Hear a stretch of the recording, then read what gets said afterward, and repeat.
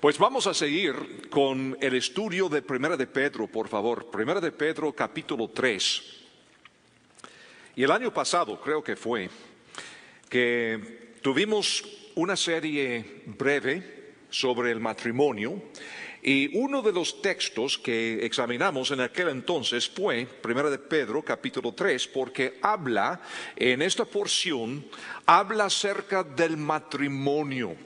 Y específicamente aquí en los versículos 1 al 6 estamos hablando de la responsabilidad de la mujer, cómo ganar a su marido que no cree.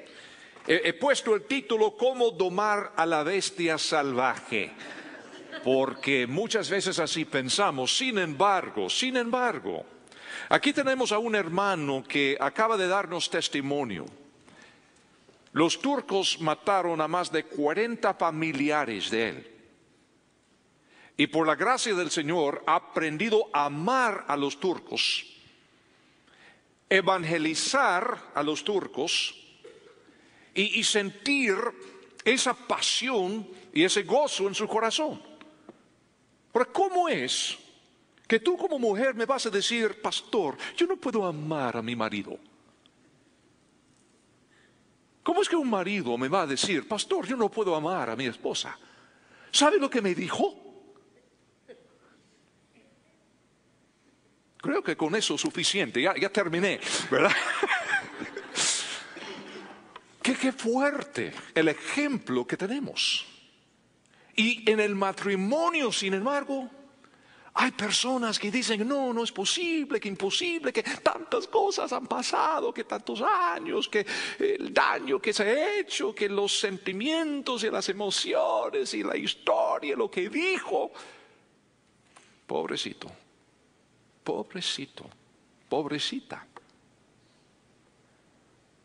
Porque si un armenio puede perdonar a los turcos y además de perdonar, reconciliarse, y además de reconciliarse, activamente ministrar el evangelio a este mismo pueblo, ¿cómo es que vamos a tener excusa para no poder resolver los conflictos que tenemos en el matrimonio?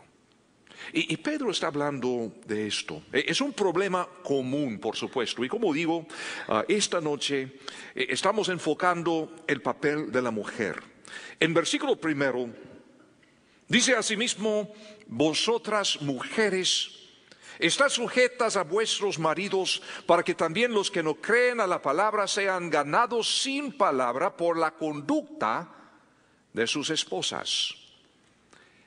Aquí estamos hablando, en otras palabras, de la sumisión. Y es un tema que hemos visto en esta sección de Primera de Pedro. Porque en el capítulo 2, del versículo 13 al versículo 16, hablamos de la sumisión al gobierno civil, a la sociedad. Y cómo es que nosotros como creyentes tenemos que aprender lo que es someternos a los poderes que el Señor ha puesto sobre la sociedad. Luego, en versículo 17 al 25, hablamos de la sumisión en nuestro lugar de trabajo. Cómo someternos en el trabajo, en la vocación, en el oficio que uno tiene. Y aquí estamos hablando también de la sumisión en el contexto del matrimonio. Porque en todo el libro, Primera de Pedro, como hemos aprendido, Pedro, hombre conocido por ser un poco arrogante, orgulloso, Pedro a través de los años, y ahora lleno del Espíritu Santo, nos está hablando de lo que es la verdadera humildad bíblica. No como usamos la palabra comúnmente en la América Latina hoy en día, sino la humildad bíblica, que es una dependencia total de Dios. El orgullo es depender de uno mismo. La humildad bíblica es aprender lo que es depender del Señor en todo. Y la sumisión es la actitud que entonces nace en el corazón de uno que está aprendiendo lo que es la humildad. Y en este caso, como digo, estamos hablando del matrimonio. Y aquí tenemos el mandamiento: vosotras mujeres, estad sujetas a vuestros maridos. Es decir, es someterse al marido inconverso en lugar de abandonarlo. Y algunas veces este es el pensamiento: dejarlo, porque no es creyente. Sin embargo, la Biblia nos enseña la sumisión. Y esta no es la única vez en la Biblia que se nos enseña la sumisión. Otro ejemplo en el mismo contexto del matrimonio es 1 Corintios capítulo 7. Porque ahí en todo el capítulo, 1 Corintios capítulo 7, Pablo está hablando, esta vez Pablo y no Pedro, Pablo está hablando del matrimonio. Y aquí en 1 Corintios capítulo 7, versículo 13 dice: y si una mujer tiene marido que no sea creyente, y él consiente en vivir con ella, no lo abandone, porque el marido incrédulo es santificado, apartado, es decir, en la mujer, y la mujer incrédula en el marido. Pues de otra manera vuestros hijos serían inmundos, mientras que ahora son santos. Pero si el incrédulo se separa, sepárese, pues no está el hermano o la hermana sujeto a servidumbre en semejante caso, sino a paz nos llamó Dios. Porque ¿qué sabes tú, oh mujer, si quizá harás salvo a tu marido? ¿O qué sabes tú, oh marido, si quizá harás salva a tu mujer?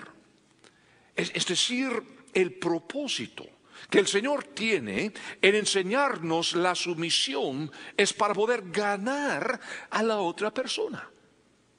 A través del perdón, a través de la reconciliación, a través de amar a la otra persona genuinamente, bíblicamente, como hemos aprendido del ejemplo de Edgar esta noche. Ahora, la sumisión, también como hemos aprendido, no equivale a obediencia ciega, ni tampoco que significa que el marido puede pedirle a su esposa que peque. No es eso. La sumisión consiste sencillamente en reconocer que Dios es mayor que nosotros. Dios es mayor que nuestros maridos, nuestras esposas. Dios es mayor que todos nosotros. Y Él ha establecido una cadena de mando, una estructura a través de la cual puede hacer una obra en la vida nuestra y también en la vida de nuestro cónyuge. Aquí hablando de las mujeres, Dios quiere hacer una obra en la vida de la mujer creyente y también trabajando a través de esta estructura del matrimonio. Dios quiere estar trabajando siempre en la vida del marido también, que es incrédulo. Así que este es el propósito que el Señor tiene. La sumisión es depender de Dios y no de uno mismo. En otras palabras, la sumisión consiste en tomar la decisión de ser la mejor esposa que pueda ser, en este caso, aun si su esposo no es creyente. El texto dice: estad sujetas a vuestros maridos. Por favor, qué interesante este detalle, porque muchas veces lo que pasa en las iglesias evangélicas, la mujer con marido incrédulo quiere someterse al esposo de otro. Posiblemente quiere someterse al esposo de la esposa del pastor. Es decir, busca en el pastor, busca en algún diácono, busca en la vida de otro hombre, un varón de la iglesia, busca el apoyo y el amor y la simpatía, la compasión, el consuelo y todo esto que no está encontrando en su propia familia. Pero dice que es a su propio marido. Esto es lo que tenemos que aprender. Con mucho cuidado aquí, porque esto sí es importante. Estar sujetas a vuestros maridos, no al pastor, no a la iglesia, sino a vuestros maridos. Porque el objeto es ganar al cónyuge rebelde. Ganarlo. Para que también, dice Pedro, los que no creen a la palabra. Ahora, estas palabras que Pedro usa son palabras fuertes. Sinceramente, se indica con claridad que este esposo no solo no es creyente, sino que se ha rebelado en contra de la palabra. ¿En serio? Puede ser que es la bestia salvaje famoso que todos pensamos. Puede ser que es un hombre totalmente fuera de control. Tal vez, hermana, su marido ha hecho profesión de fe en alguna ocasión, pero sigue actuando como si fuera incrédulo. Esta misma verdad se aplica. ¿Entienden? Es decir, que la instrucción bíblica no es abandonarlo, es someterse a Él. En sumisión a Él. No obediencia ciega, sino sumisión bíblica. Confiando en el Señor, estar trabajando a través de Él. ¿Para qué? Para que sean ganados. Una vez más aquí en 1 de Pedro 3:1. Asimismo, vosotras mujeres estad sujetas a vuestros maridos, para que también los que no creen a la palabra sean ganados sin palabra. Fíjense. Sean ganados sin palabra. Se afirma el objetivo con claridad: ganar al esposo, al rebelde, domar a la bestia salvaje, pero también queda claro que ganar al cónyuge rebelde no es algo que se logra dándole golpes bíblicos. Es decir, hermano, no es llegar cada domingo después del culto en la iglesia quejándose y diciendo a su marido que no cree: mira, ¿sabes lo que dijo el pastor esta mañana? La Biblia dice tal y tal y tal. Sin palabra. Sin palabra. Y es precisamente por eso que muchos no se pueden ganar. Porque la pobre hermana llega a casa con su Biblia para darle por completar.